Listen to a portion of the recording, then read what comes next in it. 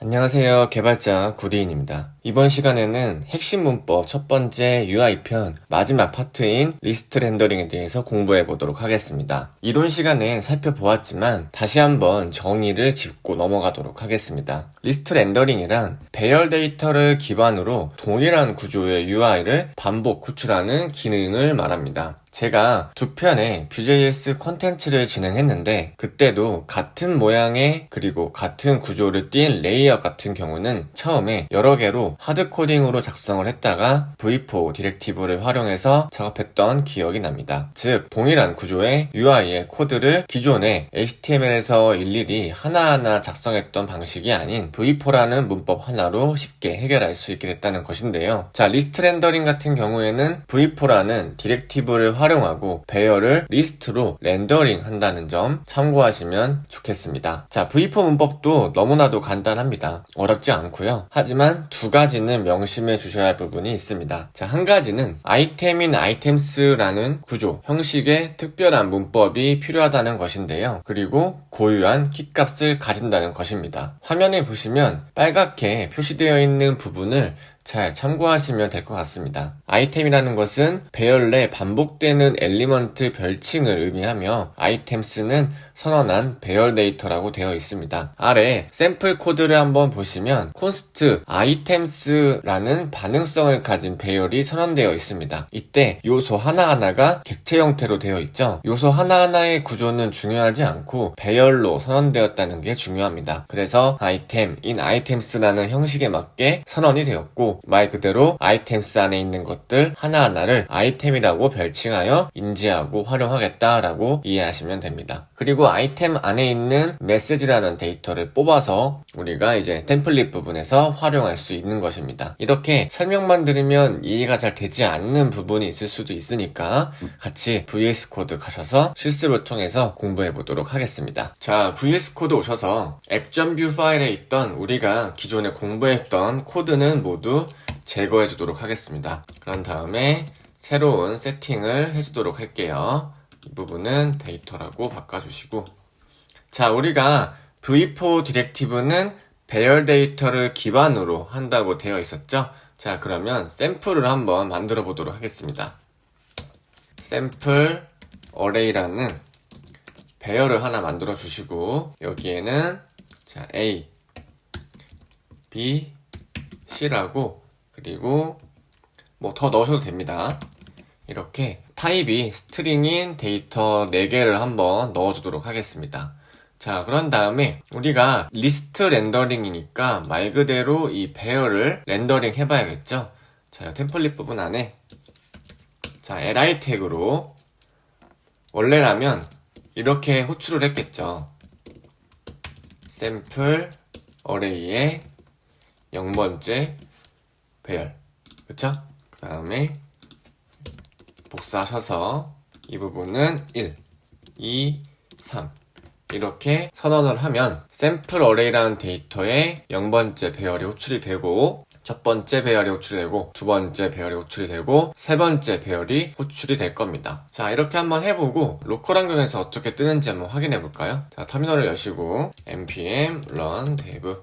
자, 로컬 환경에 와보시면 우리가 방금 만든 샘플 어레이라는 데이터를 하나하나 호출해봤잖아요. 그 값이 올바르게 렌더링이 된 걸 확인할 수가 있었습니다. 자, 다시 VS 코드로 가셔서 우리가 이 샘플 어레이라는 간단한 구조의 배열 데이터니까 이런 식으로 지금 확인할 수가 있었지만 이렇게 짧은 코드를 반복해서 사용해도 큰 무리가 없겠지만 우리가 실무를 하다 보면 동일한 구조와 동일한 모양을 가진 레이아웃 그런 UI가 굉장히 많을 수가 있기 때문에 복잡한 구조에서 긴 코드를 반복해서 사용하다 보면 코드가 굉장히 길어지겠죠. 이럴 때 소스를 좀 줄여주기 위해서 v4 디렉티브를 사용하는 것인데요. 자, 그러면 우리가 v4 디렉티브를 한번 사용해 보겠습니다. 자, 여기서 이렇게 지워주시고 자, v4 자, 우리가 아이템인 아이템스라는 구조를 가진다고 이론 시간에 배워보았잖아요. 여기서 아이템스는 뭐였죠? 우리가 방금 선언한 이 샘플 어레이 배열 데이터 이름이 들어가야 합니다. 그런 다음에 여기 안에 하나하나 있는 이 A, B, C, D 이러한 요소 하나가 아이템이라는 별칭을 가진다고 했는데, 자, 여기서 우리는 이 별칭을 아이템이라고 그냥 사용해서 출력을 일단 해보도록 하겠습니다. 그리고 다시 로컬 환경으로 가보도록 하겠습니다. 자, 로컬 환경에 와보시면 우리가 li 태그를 4개를 활용해서 호출했던 것과 같은 모양의 UI가 출력이 되는 걸 확인할 수가 있었습니다. 그래서 코드를 한번 비교해보면 기존의 HTML 코드 작성 방식처럼 하나하나 하드 코딩을 진행하면 4줄의 코드가 작성이 됩니다. 그런데 v4 디렉티브를 활용을 하면 이렇게 한 줄의 코드로 정리가 되죠.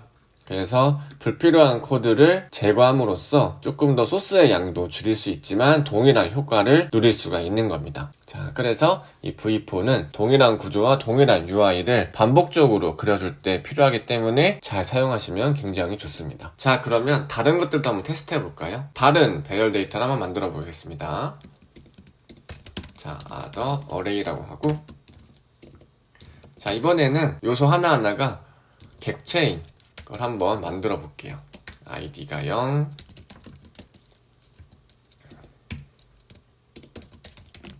자, 이렇게 하고 이 부분도 한번 4개 정도 만들어 볼까요?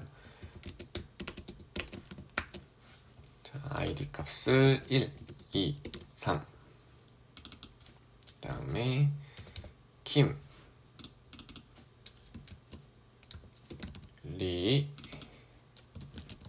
이렇게 해주도록 하겠습니다. 자, 그런 다음에 마찬가지로 이 부분도 li 태그를 통해서 자, v4 해서 item in items 구조인데 우리가 어떻게 했죠? 이 items에 들어갈 부분은 우리가 선언한 배열 데이터의 이름이 들어가야 한다.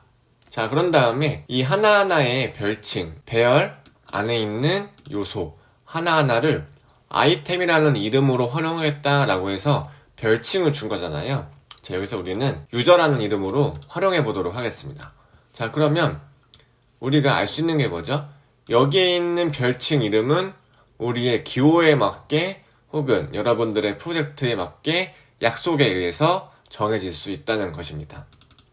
그래서 이 부분은 자, 유저라고 한번 출력을 해 보도록 하겠습니다. 다시 로컬 환경으로 가셔서 자, 로컬 환경에 와보시면 이렇게 이 부분이죠. other array라는 배열 데이터가 요소 하나하나를 유저라는 이름으로 선언해줬는데 그때 유저 하나하나가 올바르게 출력된 걸 확인할 수가 있었습니다. 자, 다시 VS 코드로 가셔서 자, 그러면 여기에 유저 안에는 지금 이 객체 데이터 자체가 그대로 출력이 되어 있잖아요. 만약에 저는 id라는 값만 활용하고 싶어 혹은 name이라는 값만 활용을 하고 싶을 수가 있잖아요. 그럴 때는 어떻게 하느냐, 여기서 user.id 그리고 슬래시 user.name 이런 식으로 활용해 주시면 됩니다. 이 슬래시는 그냥 제가 구별을 해주기 위해서 일단 그냥 작성해 놓은 코드니까 무시하셔도 됩니다. 그래서 이런 식으로 유저 안에 어떤 값을 접근할 수 있도록 이렇게 점 키워드를 통해서 접근을 하시면 됩니다. 그러면 어떻게 출력되는지 한번 확인해 볼까요? 자, 보시면 이렇게 id가 출력이 되었고 name이 출력이 되었습니다.